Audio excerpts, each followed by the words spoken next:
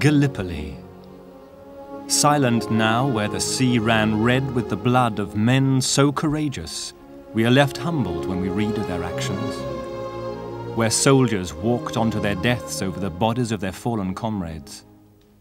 Where, as so often during the Great War, countless brave lives were senselessly thrown away. Gallipoli, one campaign too many that began with slaughter and ended with defeat.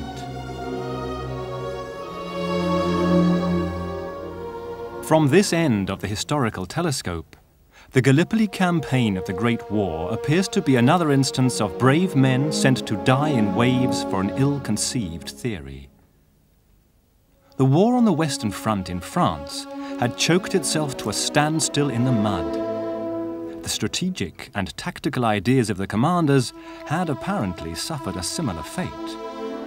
It was the First Lord of the Admiralty, Winston Churchill, who came up with the plan to attack the Gallipoli Peninsula. The overall plan was to knock Turkey out of the war.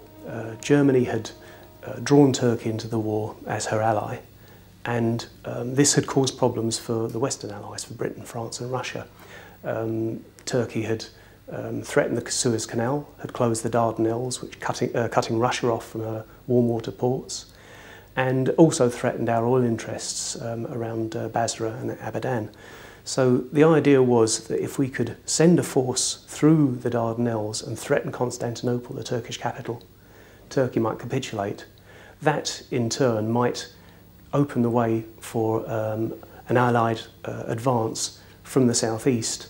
The war in France had degenerated into a trench deadlock, nothing was happening there, but there was still a situation where the Westerners, such as Kitchener, saw the war in France as or saw France as the main theatre, France and Belgium as the main theatre in which we would win the war. The Easterners, such as Churchill, thought that an outflanking movement might help.